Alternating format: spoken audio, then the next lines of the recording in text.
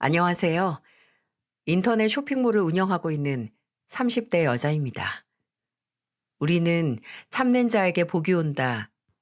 인내는 쓰지만 그 열매는 달다.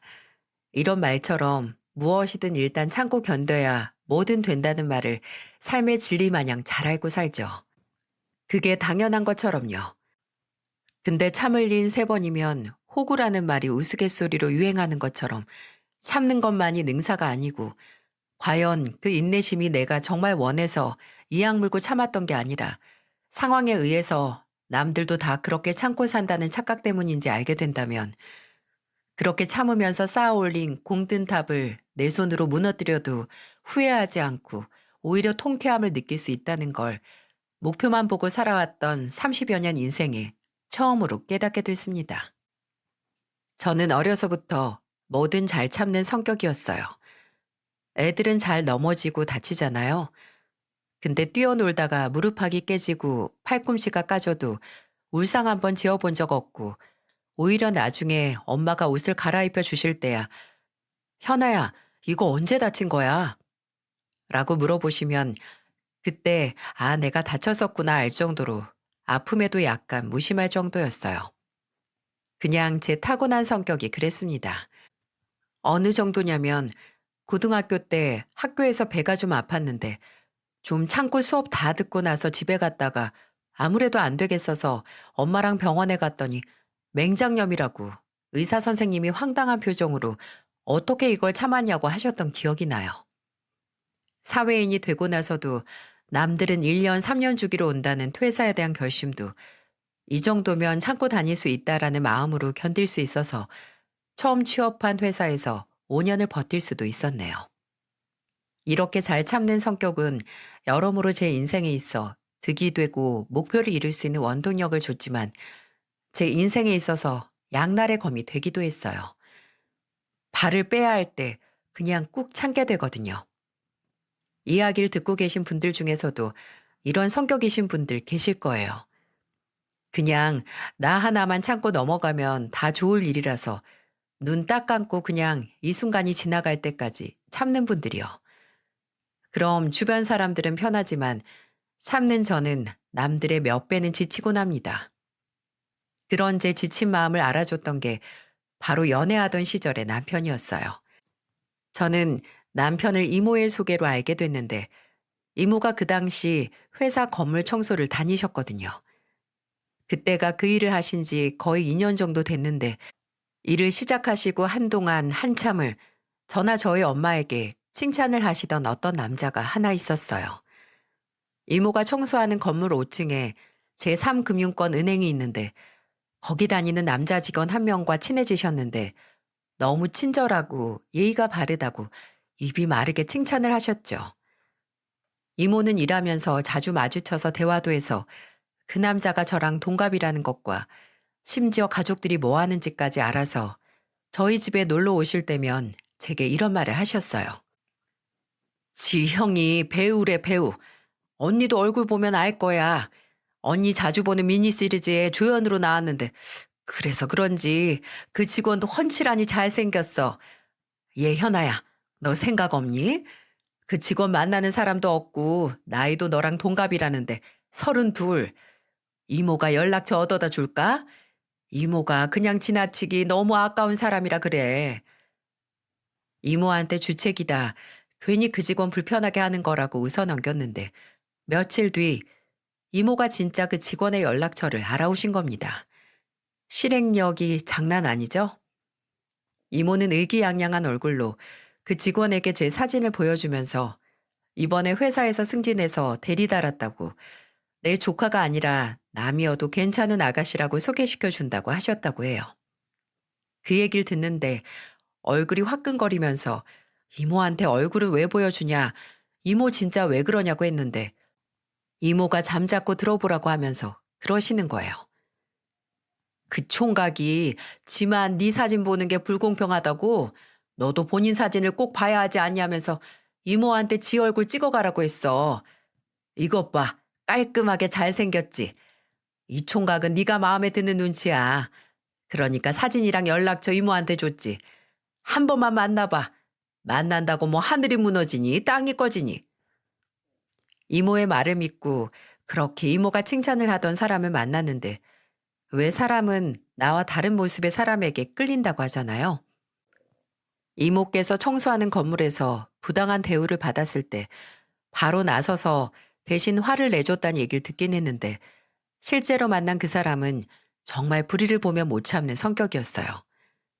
버스 정류장 근처에서 담배를 피우는 사람이 있으면 바로 다가가서 정류장의 10m 내에서는 금연이라고 가서 말하기도 하고 또 영화관 같은 곳에서 크게 떠들거나 휴대폰을 하는 사람이 있으면 가서 꼭 한마디 했어요.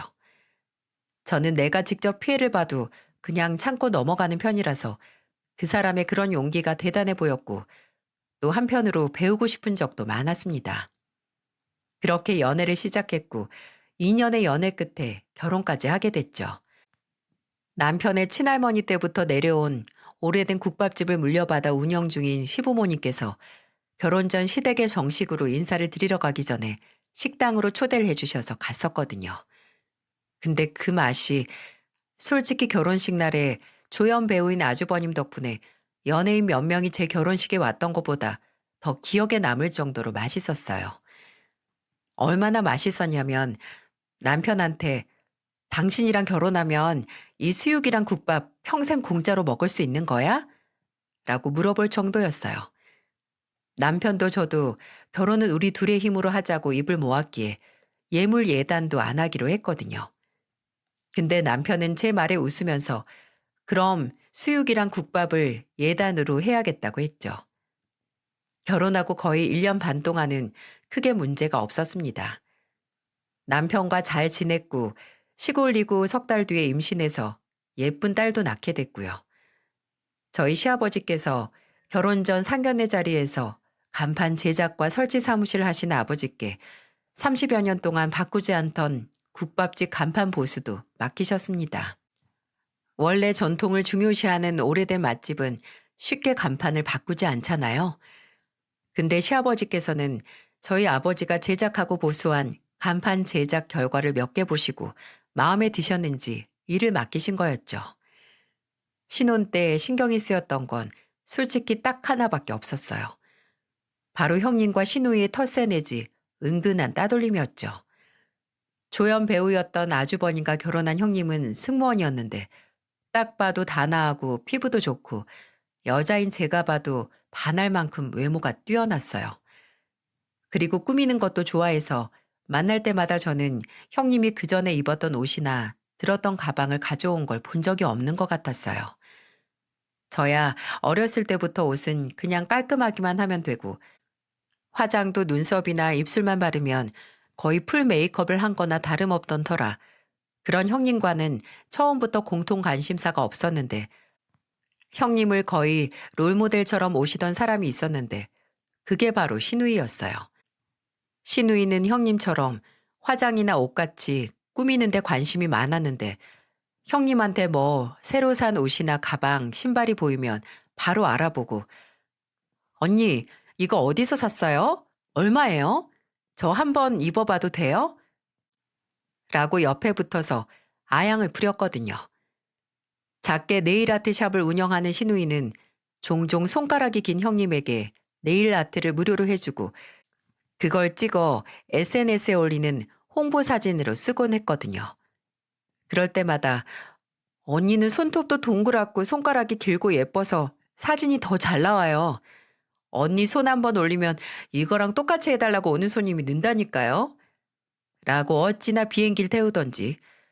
그러던 시누이는 제 손을 흘끔 보면 이런 손은 사진 찍으면 손가락이 더 짧게 나와요.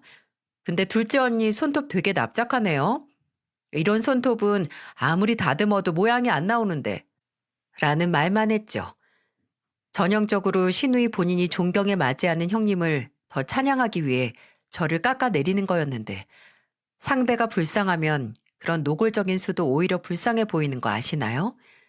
시누이가 그렇게 형님에게 붙어서 싸발싸발하면 형님이 질린 옷이나 가방을 주기도 하고 비행 갔다 오면 화장품을 사다 주기도 했거든요. 그렇게 한 번씩 하사를 받으면 신우이는 SNS에 받은 옷이나 화장품을 자랑하는 사진을 찍어 도배를 했는데 그 모습이 좀 안쓰러울 정도로 처절해 보이곤 했어요. 신우이가 저를 깎아내리고 형님을 떠받들어 모시는 게 모두 그런 콩고물을 조금이라도 더 받기 위한 혼신의 노력처럼 보였거든요. 그래서 신우이가 저를 깎아내리거나 노골적으로 따돌리는 걸 느낄 때도 별말 하지 않았어요. 그냥 제 손톱 보고 훈수 두면 뭐라도 발라주고 그런 소리 하던가요? 라고 말하거나 신우이가 형님에게 받은 신발을 자랑하면 우와, 고진감래라고 그렇게 형님 쫓아다닌 결실을 맺었네요. 라고 말 한마디 보태는 정도였죠. 진짜 문제는 따로 있었어요. 제가 이곳에 사연을 보내게 된 제 삶의 태도가 달라지게 된 사건이 말이죠. 제가 딸을 낳고 반년 육아휴직 후에 회사 복직을 앞뒀을 때였어요. 시부모님께서 저를 부르셨어요. 처음에는 오랜만에 너 좋아하는 수육 먹으러 오라고 하셔서 딸 데리고 갔거든요. 근데 거기서 시어머니께서 제 복직 얘기를 꺼내시면서 결혼 전에도 후에도 전혀 생각도 안 하던 말을 하시는 거예요. 현아야, 너 회사 그냥 그만두고 여기서 아예 나한테 일 배우는 게 어떻겠니? 너 재민이한테 복직해도 인사발령 나서 너 원래 일하던 팀에서 일 못한다고 억울하다고 했다며. 그렇게 자리도 뺏겼는데 가서 200 받아가면서 일하느니 여기서 나한테 일 배우면서 가족이랑 일하는 게 낫지 않겠냐 이거지. 여기서 일하면 내가 너 수빈이 보는 것도 생각해서 시간도 잘 조정해주고 좋잖아. 이 사람 말은 이제 우리도 은퇴할 때가 멀지 않았는데 내 어머니한테 받은 이 식당을 남한테 맡기느니 가족한테 물려주는 게 낫지 않겠나 해서 말이다. 근데 너도 알다시피 자식 셋이 전부 지들 할 일이 따로 있다고 하질 않니. 재민이는 너도 알다시피 뭐 승진이 얼마 안 남았네 하면서 지금 그만둘 수 없다고 하고 제식이야 연기 계속한다고 하니 뭐 지가 TV에 나올 수 있을 때까지는 그 일 하겠지. 희진이도 지각에 연지 얼마 안 되기도 했고 일단 걔는 주방일에 영 소질이 없다. 근데 현아 너는 우리가 오래 본 건 아니지만 그동안 봐왔던 것만 해도 손도 빠르고 야물딱지고 무엇보다 끈기가 있어서 일을 믿고 맡길 수 있을 것 같아서 너한테 제안을 해보려고 부른 거다. 그래 현아야. 더도 말고 덜도 말고 딱 5년만 내 밑에서 일 배우면 우리가 이 식당 너한테 주고 갈게. 나나 이 사람은 은퇴하면 서울 생활 싹 정리해서 저 양평이나 멀면 강원도에 전원주택 짓고 남은 인생 보낼 거야.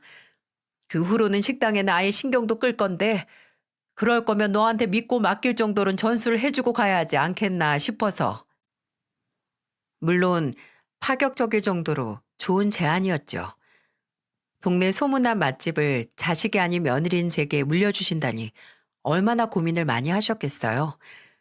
그냥 식당도 아니고 시아버지 어머니께서 하시다가 물려주신 가족 사업이기도 해서 뜻이 깊었지만 솔직히 듣자마자 덥석 그 제안을 받아들일 수 없었던 게 너무 갑작스럽기도 하고 또 식당에서는 아르바이트도 안 해본 제가 일을 배운다고 해서 5년 뒤에 그 일을 책임지고 할 수 있을까 하는 걱정이 먼저 들더라고요.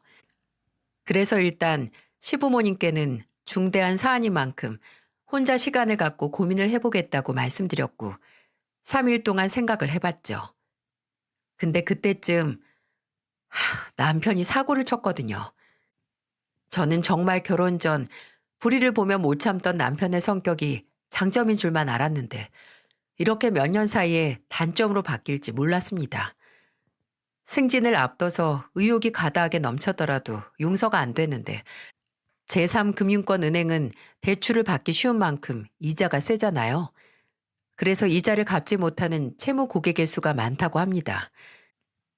남편의 일은 대출 조건 심사와 대출을 해간 고객에게 이자 납입일을 말 그대로 재촉하는 일을 했는데 그중 사무실까지 찾아온 한 고객과 이자 문제로 시비가 붙어서 멱살잡이와 심지어 주먹 다짐까지 붙어서 경찰서까지 다녀왔다고 해요. 멱살은 고객이 먼저 붙들긴 했지만 먼저 손을 든 건 남편이었던 거죠. 남편이 주먹을 들 정도로 화가 난 이유는 100번 이해하지만 그래도 본인 직장에서 고객을 때린 건 도저히 이해할 수가 없었어요. 가정에 있는 사람이 일이 어떻게 될지 알고 성질을 못 참고 폭력을 저지르고 그렇게 무책임한 일을 하나요? 근데 남편의 언제 어디서 폭발할 줄 모르는 성격은 다른 곳에서도 문제를 일으켰습니다. 한 번은 술 약속에 간 남편이 밤 11시에 경찰서에 있다는 연락을 받고 갔죠. 술 마시다가 옆 테이블과 시비가 붙었고 상대방 측 사람들이 입을 모아 하는 소리가 전부 제 남편이 먼저 위협을 가했다는 거였고요. 진짜 암담했습니다. 남편이 직장에서 고객과 시비가 붙었던 건 제가 막 출산을 앞뒀을 때였는데 제가 스트레스를 받아서 하혈까지 했었거든요. 근데도 성질을 못 참아서 몇 달 새에 저 사고를 친 겁니다. 심지어 그 후에 또 술 먹고 어떤 가게에 앞에 있는 간판에 걸려서 넘어졌다고 성질난다고 그거 부숴서 기물파손으로 신고당한 적도 있었어요. 이때는 저도 너무 화가 나서 딸이 태어난 지 막 돌이 지났을 때여도 상관없다고 이혼하자고 했었어요. 왜 결혼 전엔 안 하던 짓을 해? 대체 무슨 생각으로 그렇게 성격 못 죽이고 사람을 패고 다녀? 이제 결혼하고 애까지 낳았으니까 당신이 무슨 짓을 해도 내가 이혼 못할 것 같아? 그거 착각이야. 당신이 고객 팼던 것처럼 나나 애한테 손 안 들 거라는 보장이 어딨어. 그거 무서워서라도 지금 이혼해야지. 이때 남편은 무릎 꿇고 4일 동안 단식 투쟁까지 하면서 저한테 싹싹 빌었어요. 제게 먼저 다시는 안 그러겠다고 각서까지 써서 제 앞에서 읽어 보이고 지장까지 찍었었죠.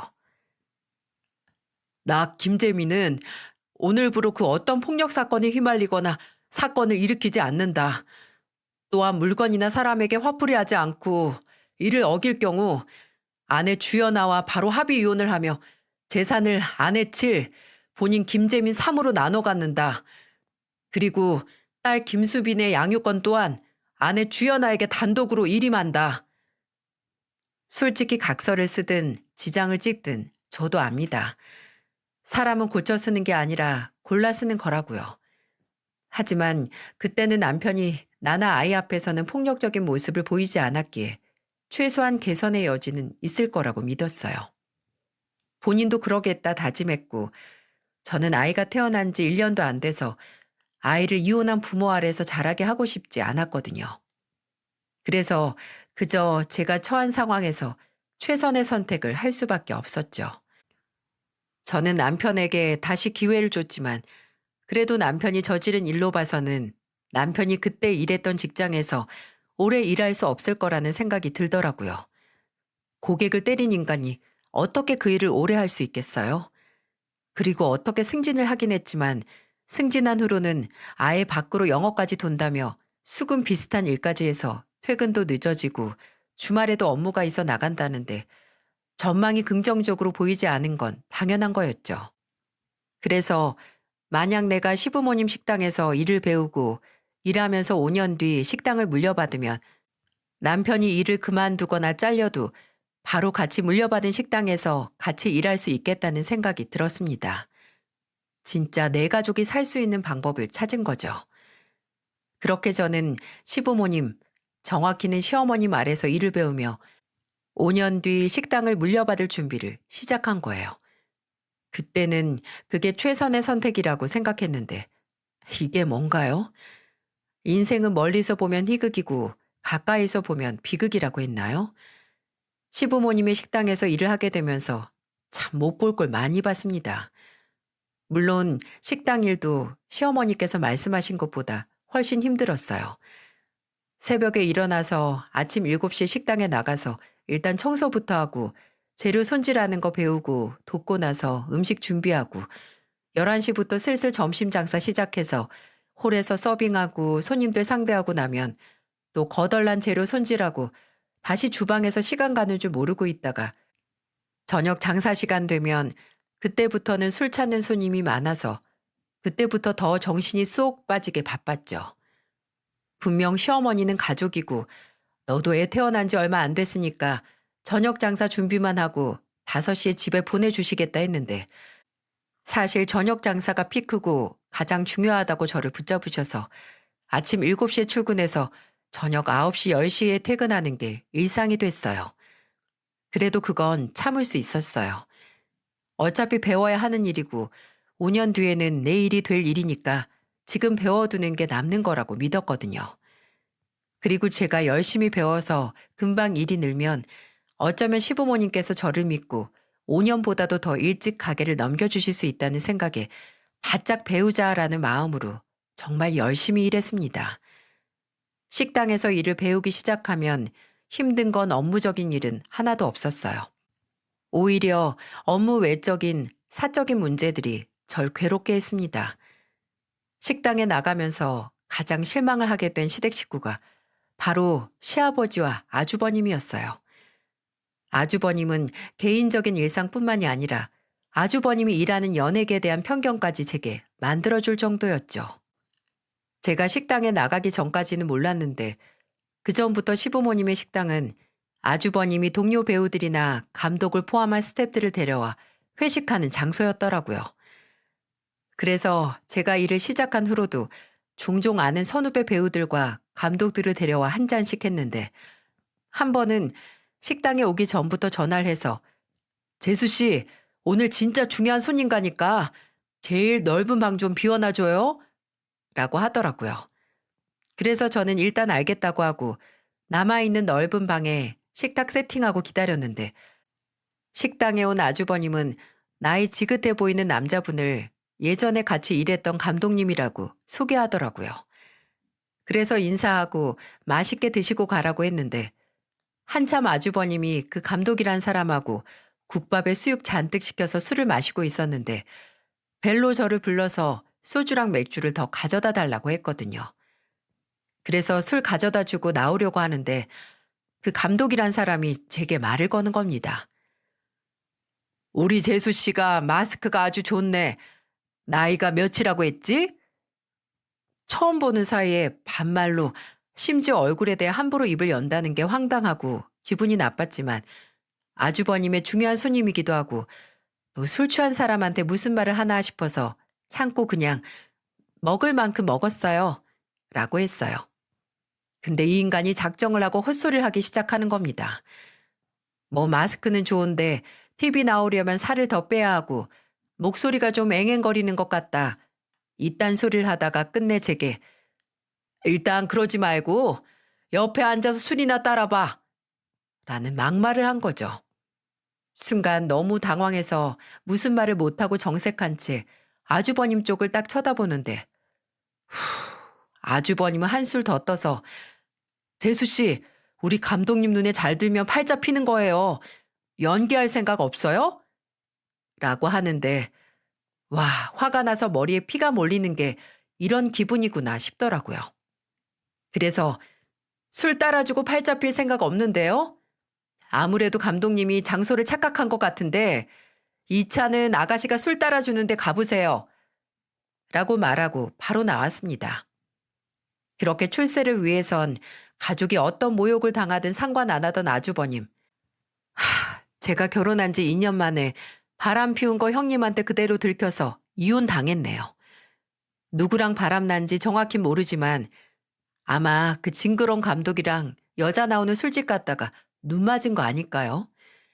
이혼하면서 얼마 없던 재산도 위자료로 탈탈 털리고 엎친 데 덮친 격으로 일도 뚝 끊겨서 의도치 않게 백수가 되기까지 했고요. 시아버지는 일 없으면 나와서 식당 주차 요원을 하든 서빙을 해서 용돈이라도 벌라고 했지만 뭐 배우 자존심 운운하면서 절대 안 된다고 하더군요. 그러더니 시어머니에게 몰래 돈을 타가는 것 같았는데 40 넘어서 일하는 어머니에게 돈 타가서 쓰는 건 배우의 자존심이 허락하는 건가 봐요. 저는 늘 그렇게 잘 되는 식당을 운영해도 적자 운운하는 시어머니가 이해가 안 갔는데 그때 어쩌면 이렇게 언제 어떻게 백수가 될지 모르는 아주버님에게 퍼주는 돈 때문에 매출에 구멍이 나는 건 아닌가 싶더라고요. 그리고 시아버지는 아주버님의 바람기가 유전이었나 봅니다. 제가 일을 시작한 지 얼마 안 됐을 때 일이었어요. 한 2달 정도? 저는 시어머니와 일하면서 시어머니가 엄청난 기분파라는 걸 알게 됐는데 그날도 시어머니의 기분이 저기압이라서 시어머니를 피해서 주방 구석에서 제 할 일만 하고 있었는데 점심 장사 시작하기 전에 홀에서 시어머니의 고함 소리가 들리기 시작했어요. "허이구, 내가 시장 가야 된다고 그렇게 전화를 해도 이제 오냐? 그래, 밤새 술 퍼마시고 놀았으니 피곤도 하겠지. 당신 어제 새벽까지 콜라떼 깠었다며? 뭔 소리야? 새벽까지 장례식장 갔다 온 사람한테. 내가 말했잖아. 정 사장 어머니가. 헛소리 하지 마. 내가 다 들었어. 명진이 엄마가 친구들이랑 어제 종로 갔다가 당신이 어떤 여자랑 콜라텍에서 나오는 거 다 봤대. 그러고 싶냐? 어?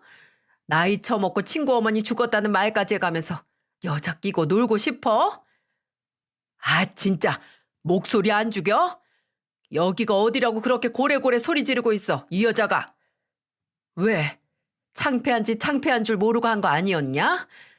네가 그 나이 먹고 콜라텍에서 여자랑 노는 건 안 창피하고 아내가 소리 지르는 건 창피해, 인간아? 와장창 하는 소리와 함께 메뉴판이 시아버지가 앉아있던 테이블 위 양념통을 맞고 떨어졌어요. 영문을 모를 일이었죠. 콜라텍은 웬 말이며 여자는 또 뭐냐고요? 시아버지는 성질을 내는 시어머니를 피해 식당에서 나가셨지만 차마 시어머니께 자초지종을 물어볼 용기가 안 나서 그날 밤 남편에게 제가 본 광경에 대해 말했어요. 그랬더니 남편이 좀 주저하더니 그러더라고요. 원래 아버지가 옛날부터 좀 그러셨다고. 몇 번 다른 아줌마를 만나 불륜을 해서 어머니께서 예전에 흥신소에 의뢰까지 해서 아버지 바람 현장을 잡은 적도 있다며 그나마 정신 차리고 안 그러시더니 왜 또 그런 데 가시는지 이해를 못하겠다며 골치 아파했습니다. 충격적이었죠. 시아버지는 가족이나 시어머니께 꽤 다정한 분이셨거든요. 참 모를 일이었습니다. 요새는 등산이 아니라 서울 곳곳에 남아있는 콜라텍이 중년들에게 불륜의 성지라더니 남편 말처럼 시아버지의 나쁜 습관이 좀 고쳐지나 했는데 다시 시작된 바람기는 시어머니를 고통스럽게 했습니다. 그런 시아버지와 부부로서 엮여서 사는 시어머니가 안타깝고 여민이 다 느껴지더라고요. 근데 마냥 동정만 할 수 없는 게 시아버지와 조금만 사이가 틀어져도 시어머니는 그 화풀이를 식당에서 특히나 제게 풀기 시작하셨거든요. 시어머니가 그 전날 시아버지와 무슨 일이 있었는지에 대한 여부는 아침에 식당에 출근하자마자 바로 알 수 있었어요. 너는 꼭 그렇게 머리를 묶어야 하니? 뒤통수도 납작하면서 더 납작해 보이는 게 그게 뭐니? 네, 기분이 안 좋으면 이렇게 정말 아무것도 아닌 걸로 시비를 걸면서 하루를 시작하셨어요. 또 분명 시어머니 레시피 그대로 반찬을 만들어도 기분이 나쁘면 한 입 맛보고 바로 눈앞에서 뱉으면서 대체 지금까지 뭘 배운 거냐고 네가 이런데 5년 뒤에 내가 믿고 맡길 수 있겠냐며 그렇게 절 잡들이를 하셨습니다. 한 번은 제가 석박지를 만들었는데 먹어보시고 너는 네 돈으로 재료 안 사서 아깝지도 않니? 이제 나의 재료를 버리러 여기 오는 거야? 하시는 거예요. 도저히 못 먹겠으니까 절대 손님상에 드리지 말고 죄다 버리라는 시어머니. 근데 제 혀가 잘못된 건지 맛에는 아무런 문제가 없었거든요. 같이 일하시는 주방 이모님도 제게 와서 왜 저러시는지 모르겠다고 석박지 맛만 좋다고 하셨고요. 도저히 이 아까운 음식을 버릴 수 없어서 시어머니께서 홀에 나가서 전화를 받으실 때 석박지를 따로 통에 담고 점심때 제가 만든 석박지를 테이블에 내갔어요. 점심 장사 끝나고 나서 시어머니가 제게 네가 만든 석박지 손님한테 줬으면 장사 망칠 뻔했다. 저녁 장사 시작하기 전에 다시 제대로 만들어. 라고 하시더라고요. 그래서 태연한 얼굴로 말했죠. 다시 만들 필요 없어요. 아까 나간 석박지 제가 만든 석박지거든요. 어머님께서 죄다 버리라고 했던 거. 근데 손님들은 맛있게 잘 드시고 리필 해달라는 분들도 많았네요. 어머님이 저한테 재료 버리려고 출근하냐고 하셔서 걱정했는데 오늘은 재료 낭비 안 해서 다행이에요. 그렇죠? 그날 시어머니는 왠지 몸이 안 좋다며 그래서 맛이 안 느껴지는 것 같다며 평소보다 일찍 퇴근하셨어요. 참 기분이 태도가 되면 안 되는데 저희 시어머니가 딱 기분이 태도가 되고 심지어 만만한 사람에게 그 기분을 푸는 예시 중 가장 나쁜 예시였죠. 그래도 버틸 수 있는 건 언젠가는 제가 인정받아 그 식당을 물려받을 수 있다는 믿음 때문이었는데 그 목표가 흔들리기 시작했던 건 제가 식당에서 일을 시작하고 8개월 정도 지났을 때였어요. 시누이는 아주버님이 이혼한 후에 형님과 연락이 끊겨서 심심한지 식당에 자주 오곤 했거든요. 그날도 근처 갔다가 본인 샵 가기 전에 밥 먹으려고 들렸다고 왔었어요.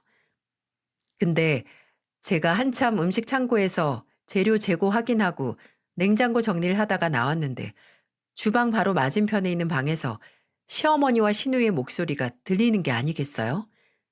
다른 때였다면 그냥 지나갔겠지만 그 대화 주제가 저라면 얘기가 달랐죠. 저 언니 오래 버티네? 이제 좀 있으면 1년이지? 이러다가 진짜 이 가게 지 거라고 달라고 하면 어떡해? 젊은 게 사서 걱정하고 있네. 어차피 조건 내건 게 5년인데 아직 멀었지. 그 전에 지가 힘들다고 나가 떨어질 수도 있고 아니면 뭐든 꼬투리 잡아서 내보내면 될 거. 그때까지만 잘 써먹으면 돼. 그 후에는 너나 네 오빠나 사람 써서 굴리면 되는 거고. 와, 순간 어질하더라고요.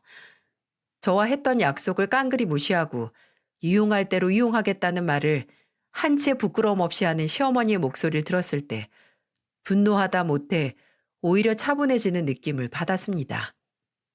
저는 들고 있던 음식재를 놓고 바로 두 사람이 있는 방에 들어갔어요. 노크도 없이 문을 열고 나타난 저를 보고 시누이는 놀라 숟가락을 떨어뜨리고 시어머니는 뒤돌아 저를 보고 아이고 하며 몸을 들썩거렸어요. 지금 한 말 진짜예요? 어머님, 나머지 자식들한테 주기 전에 가게 유지하려고 저 이용하시는 거예요? 참나, 너는 어째 발소리 하나 안 내고 오니? 어머님, 얼른 말씀해 주세요. 만약 제가 들은 말이 진짜면 저 여기서 일 그만두고 갈 테니까 똑똑히 말씀해 달라고요. 아무리 제가 며느리라고 해도 어떻게 이렇게 사람을 깜짝같이 속이고 이용하세요? 아니, 언니, 듣기 좀 거북하네요. 우리 엄마가 뭘 언니를 이용을 해요?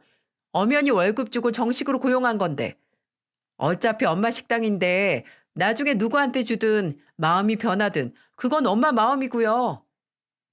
아가씨는 모르면 조용히 해요.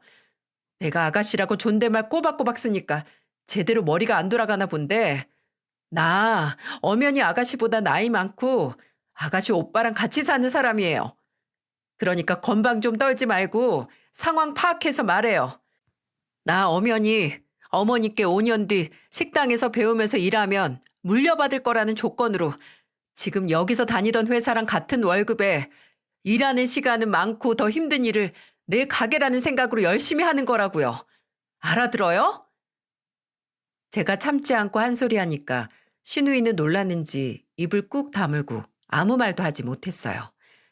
그러니까 시어머니는 제게 그냥 한 소리라고 희진이 얘가 모르는 소리 한 거라고 하는데 그게 그 상황에서 믿음이 가겠냐고요.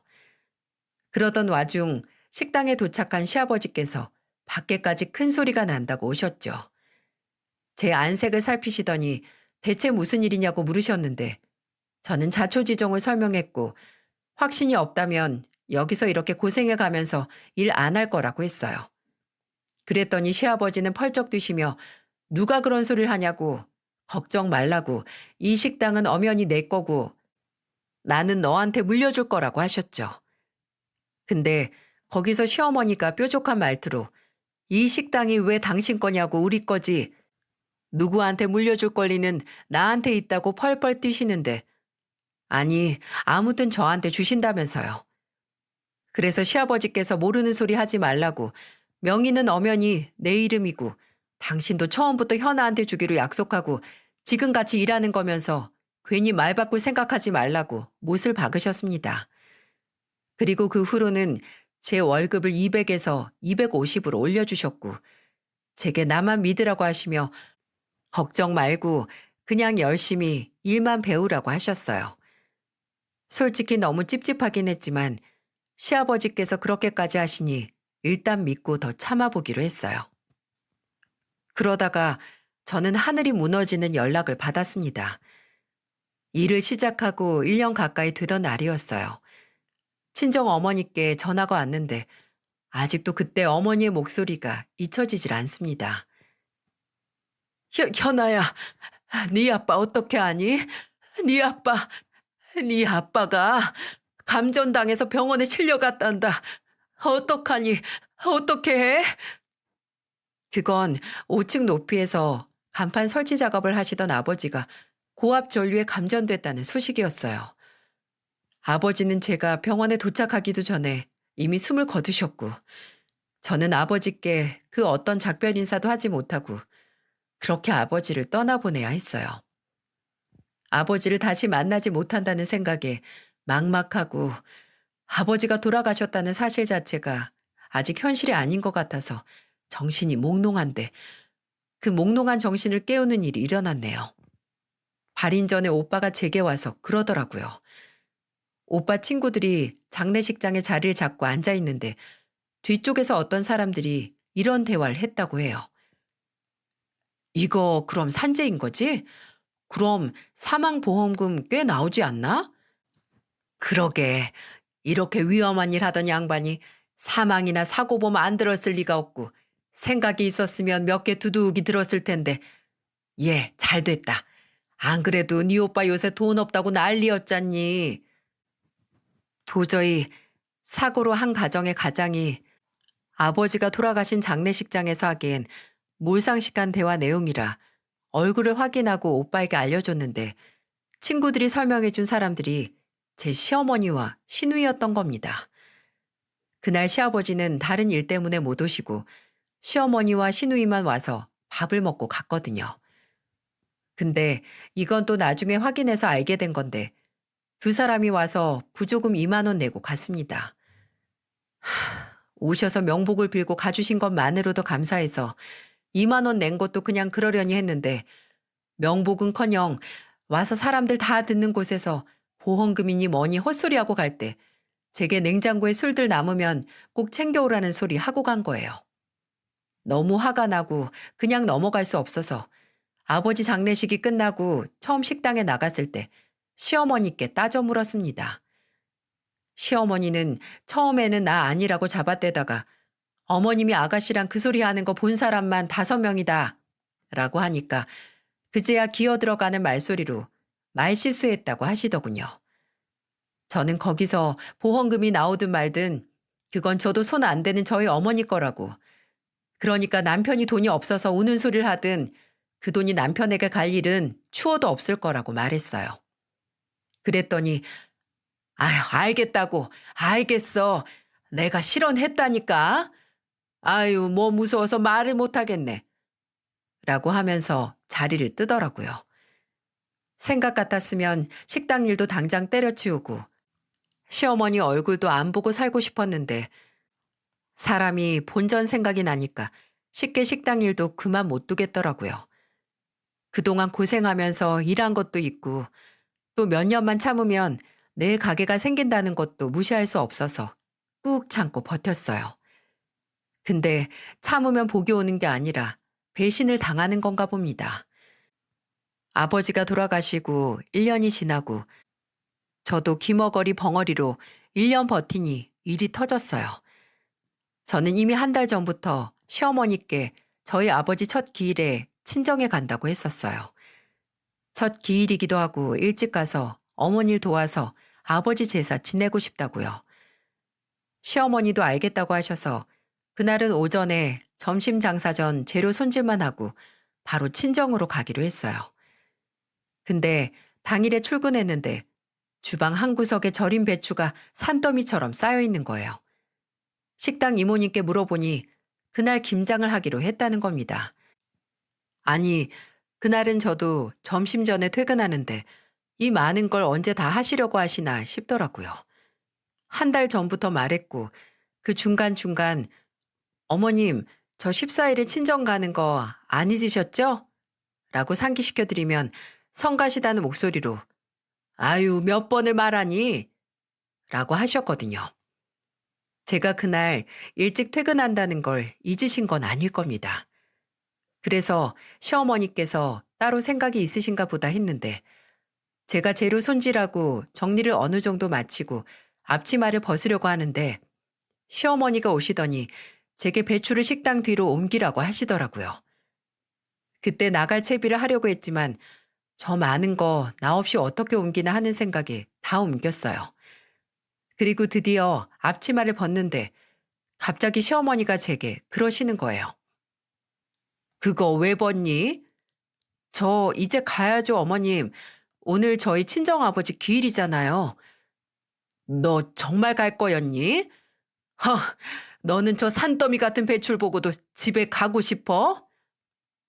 이건 또 무슨 소리인지 힘이 탁 빠지더라고요. 분명 알겠다고 알고 있다고 하시더니 이제 와서 진짜 가냐는 건 대체 무슨 심보인가요? 그래서 일단 앞치마를 벗어 접어두고 말했죠. 제가 분명히 첫 기일이니까 일찍 가서 저희 어머니 도와드리고 싶다고 말씀드렸잖아요. 어머님도 알겠다고 그러라고 하셨고요. 그럼 저 많은 걸 나 혼자 하라고? 너도 참 애가 인정머리가 없어서 정이 다 떨어지려고 한다. 네가 이렇게 무책임한데 내가 어떻게 식당을 맡기니? 그러게 대체 왜 제가 한 달 전부터 미리 말씀드렸는데도 이날 딱 김장을 하신다고 하시는 건데요. 어머님, 저한테 미리 말씀도 안 해주셨으면서 제가 무책임하다고요? 말씀 안 해주시다가 당일에 통보하는 어머님이 아니고요? 야, 시끄러운 소리 하지 말고 앞치마 도로 입어. 죽은 사람 어디 안 가. 너 여기 있는 김치 다 담그고 수육까지 삶고 가도 네 아버지 거기 그대로 있을 테니까 좋은 말 할 때 나가서 고춧가루 들여다 놔라. 어머님, 저희 아버지 첫 기일에 여기서 김치 담글 생각 없어요. 그러니까 어머님 혼자 하시든지 아가씨나 아무 할 일 없는 어머님 아들들 불러 하시든지 마음대로 하세요. 저는 꼭 갈 테니까. 그렇게 말하고 돌아서려고 하는데 묵직하고 통증이 축축한 촉감과 함께 제 얼굴을 후려쳤습니다. 뭔지 예상이 가시나요? 맞아요. 시어머니가 성질을 못 참고 김장용 배추를 뜯어 제 얼굴에 냅다 던진 거예요. 소금에 절여질 대로 절여진 배추는 제 얼굴을 맞고 바닥에 뚝 떨어졌고 시어머니는 충격에 빠진 제게 소리를 질러댔습니다. 너 그렇게 계속 시건방지게 나오면 내가 이 식당 너한테 물려줄 것 같아?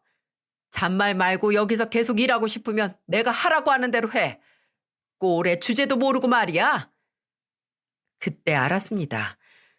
아, 저 사람은 아마 천년이 지나도 이 식당을 제게 물려주지 않겠구나 하고요. 이건 그토록 소중한 식당을 물려줄 사람에게 할 짓이 아니라 언제든 버릴 수 있고 대체 가능한 노예만도 못한 사람에게 하는 짓이라고요. 그런 생각이 든 저는 주저없이 바닥에 떨어진 배추를 들어 있는 힘껏 시어머니에게 도로 던졌어요. 제 행동을 예상도 하지 못해서 미처 피하지 못한 시어머니는 그대로 안면으로 제가 던진 배추를 받아야 했습니다. 배추가 천천히 떨어지고 드러난 멍청해 보이는 시어머니에게 저는 말했어요. 이딴 식당 안 받고 말 테니까 배추로 김치를 하든 저글링을 하든 마음대로 하세요. 어차피 나한테 이 식당 줄 생각도 없었잖아요. 안 그래요? 나는 그냥 이용할 대로 이용하고 부려먹을 대로 부려먹을 며느리니까. 근데 언젠가 그쪽도 나처럼 팽당할지 모르니까 조심하세요. 알죠? 이 식당 명이 당신 거 아닌 거. 지금은 당신이 왕처럼 있을지 모르지만 이용같이 떨어지면 이 배추 마냥 뜯어져 버려질 테니 마음의 준비 단단히 하시라고요. 아시겠어요? 그렇게 말하고 저는 식당을 나왔습니다. 그리고 그날이 거의 2년 동안 버티고 버텼던 식당에서의 마지막 날이었어요. 친정에 갔을 때 시어머니뿐만 아니라 이미 시어머니에게 무슨 말을 들었는지 남편에게도 전화가 왔지만 받지 않았어요. 하도 왱왱 울어서 휴대폰을 꺼두고 저는 제 가족과 저희 아버지의 첫 기일을 지냈습니다. 그날은 아예 친정에서 자고 다음날 집으로 갔는데 남편이 있더라고요. 그날이 평일이었는데 왜 남편이 집에 있었냐고요? 그 인간 이미 다른 고객에게 고소당해서 회사에서 권고사직을 당했거든요. 그렇게 각서까지 쓰더니 집어릇게 못 주고 또 고객한테 이자 받아내서 실적 올린다고 과잉 대응하다가 결국 폭력까지 써서 그 꼴이 난 겁니다. 그래서 남편이 권고사직 당한 후에는 저도 식당 일에 더 매달렸던 건데 아무 소용 없게 됐네요. 저는 집에 도착하자마자 저를 보고 "너 엄마한테 배추 던졌어?" 라고 소리 지른 남편에게 말했어요. "어, 던졌어. 그리고 우리 이혼하자." "뭐? 갑자기 무슨 소리야? 너 괜히 우리 엄마한테 잘못하고 사과는 하기 싫으니까 이혼하자고 하는 거야?"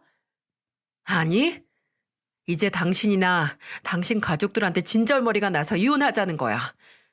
니들 도저히 더는 엮어서 살 수가 없으니까 헤어지자고. 식당 물려준다는 말 담보로 신나게 부려먹다가 며느리가 친정아버지 첫 기일에 집에 간다고 하니까 바로 배추 던지는 시어머니. 너는 말이 된다고 생각하니? 그리고 너도 마찬가지야. 너 분명히 말했지. 2번 다시 폭력 사건 일으키면 바로 끝이라고. 그래도 나는 당신 회사 잘리고 나서 나라도 식당에 붙어 있으면 어머님 아버님 은퇴하신 후에 우리가 먹고 살 식당 생기는 거니까 참으려고 했는데 당신 엄마가 도저히 날 도와주질 않네. 이제 나도 지쳤고 더 이상 참고 살고 싶지도 않으니까 그만하자. 어?"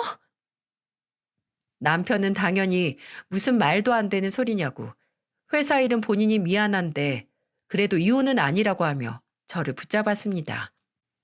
하지만 지칠 대로 이미 지치고 마음 정리까지 그 전날 아버지 사진을 보며 끝낸 제게 남편이 늘어놓는 변명과 사과의 말은 닿지 않았어요.